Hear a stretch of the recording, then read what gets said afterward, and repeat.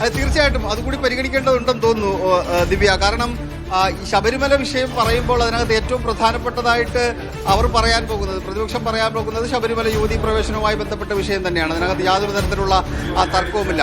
സംസ്ഥാന സർക്കാരിനെ, ആദ്യ പിണറായി സർക്കാരിനെ പിടിച്ചുലച്ച, CPM-ന്റെ വോട്ട് മൊത്തം ഒഴുക്കിക്കൊണ്ടുപോയ സംഭവമാണ് ശബരിമല സ്ത്രീ പ്രവേശനം. അതിനുശേഷം നമ്മൾ കേരളത്തിൽ കണ്ടിട്ടുള്ളതാണ്. CPM-ന്റെ സംസ്ഥാന സെക്രട്ടറിയും PB അംഗങ്ങളെല്ലാം കൂടെ വീടാന്തരം കയറി ഞങ്ങൾക്ക് തെറ്റുപറ്റിപ്പോയി എന്ന് പറഞ്ഞുകൊണ്ട് ആ വോട്ട് തിരിച്ചു പിടിക്കാനുള്ള ഇടപെടലുകൾ.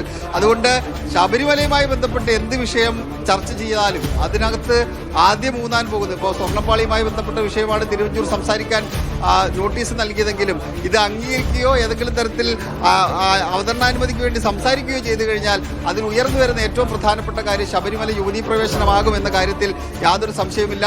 ആ ബോധ്യത്തിന്റെ കൂടി അടിസ്ഥാനത്തിൽ കൂടിയാണ് സംസ്ഥാന സർക്കാർ അത് പരിഗണിക്കേണ്ടതില്ല. ഒന്നാമത് നാളെ സംസ്ഥാന സർക്കാർ വളരെ പ്രസ്റ്റീജിയസ് ആയിട്ട് കാണുന്ന പരിപാടിയാണ്. BJP ഇതിനെതിരെ രംഗത്ത് വരുന്നു, പ്രതിപക്ഷം ഇതിനെ ബഹിഷ്കരിക്കുന്നു എന്ന് പറയുന്നില്ല, പക്ഷെ അവർ ആ പരിപാടിയിൽ പങ്കെടുക്കുന്നില്ല.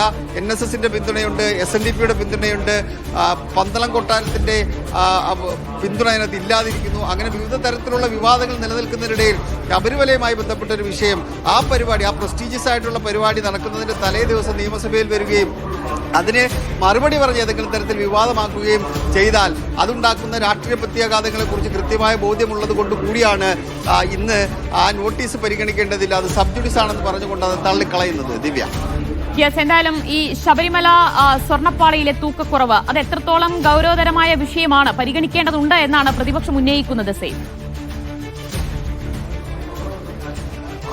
അത് ഈ പ്രതിപക്ഷം പറയുന്നതിനപ്പുറത്തേക്ക് ഹൈക്കോടതിയുടെ ചില പരാമർശങ്ങളുണ്ട്. ഹൈക്കോടതി അതിന് വളരെ ഗൗരവ സ്വഭാവത്തിലാണ് കണ്ടത്. ദേവസ്വം ബെഞ്ച് അതിനെ അതീവ ഗൗരവ സ്വഭാവത്തിലാണ് കണ്ടത്. 4 കിലോ സ്വർണം അത് എങ്ങനെ നഷ്ടപ്പെട്ടു എന്നുള്ള ചോദ്യം മുന്നോട്ട് വെക്കുന്നു.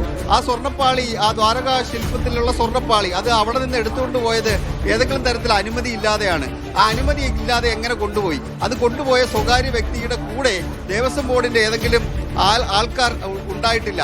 അത് കൊണ്ടുപോയി കുറെ കാലം കഴിഞ്ഞിട്ടാണ് അത് എവിടെയാണോ ശരിയാക്കേണ്ടത്, ചെന്നൈയിലാണ് അത് ശരിയാക്കേണ്ടത്, ചെന്നൈയിലേക്ക് കൊണ്ടുപോയിട്ട് കുറെ മാസങ്ങൾക്ക് ശേഷമാണ് അത് അവിടെ എത്തിച്ചേരുന്നത്. അത്രയും കാലം ഇത് എന്താണ് ചെയ്തത്? തിരികെ കൊണ്ടുവരുമ്പോൾ 42 കിലോ ഉണ്ടായിരുന്നത് 38 കിലോ ആയി കുറയുന്നു. അതെങ്ങനെയാണ് 4 കിലോ സ്വർണം കുറയുന്നത്? അത് അതീവ ഗൗരവമാണ് എന്നുള്ള വാചകം ഹൈക്കോടതിയുടെ ദേവസ്വം ബെഞ്ചാണ് ഉന്നയിക്കുന്നത്, പ്രതിപക്ഷമല്ല അത് ഉന്നയിക്കുന്നത്. ഹൈക്കോടതിയുടെ ദേവസ്വം ബെഞ്ച് ആ വിഷയം ഉന്നയിക്കുമ്പോൾ അതിനെ നിയമസഭയിലേക്ക് കൊണ്ടുവന്ന് ഇത്രയും ഗൗരവ സ്വഭാവത്തിലുള്ള, അതാണ് പ്രതിപക്ഷ നേതാവ് പറയുന്നത്. ഇത് ഞങ്ങൾ പറയുന്നതല്ല, ഇത് ഹൈക്കോടതി പറയുന്ന വിഷയമാണ്. ഹൈക്കോടതി ഇതിനെ ഗൗരവ സ്വഭാവത്തിൽ കണ്ടതാണ്. ഭക്തരെ ബാധിക്കുന്ന വിഷയമാണ്.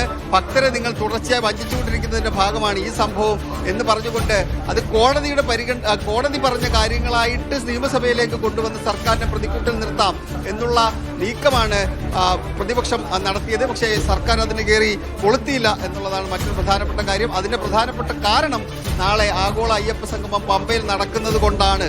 അതുകൊണ്ടാണ് ആ വിഷയം ഇന്ന് പരിഗണിക്കേണ്ടത് പോലുമില്ല എന്ന നിലപാടിലേക്ക് സംസ്ഥാന സർക്കാർ എത്തിച്ചേർന്നത്. അതുപോലെ തന്നെ സേഫ്, ഈ ഭരണപക്ഷത്തു നിന്നുള്ളവരുടെ പ്രതികരണം നോക്കിയാൽ ഇപ്പോൾ പി രാജീവ് പറയുന്നത് ഗവേഷണം ചെയ്ത് കണ്ടുപിടിച്ചാണ് പ്രതിപക്ഷം ഈ വിഷയം സഭയിൽ കൊണ്ടുവന്നത് എന്നാണ്. VN വാസവൻ പറഞ്ഞ ഈ അയ്യപ്പ സംഗമത്തിന് മങ്ങലേൽപ്പിക്കാനുള്ള ശ്രമം അതാണ് പ്രതിപക്ഷത്തിന്റെ ഭാഗത്തു നിന്നുണ്ടാകുന്നതെന്നാണ്. കൃത്യമായി എന്തിനു വേണ്ടിയാണ് ഈ പ്രതിപക്ഷം ഈ വിഷയം ഇന്ന് തന്നെ സഭയിൽ കൊണ്ടുവന്നത് എന്നതിന് പിന്നിലെ രാഷ്ട്രീയ ലക്ഷ്യം അത് മനസ്സിലാക്കിയിരിക്കുന്നു എന്നല്ലേ ഈ പ്രതികരണങ്ങൾ വ്യക്തമാകുന്നത്?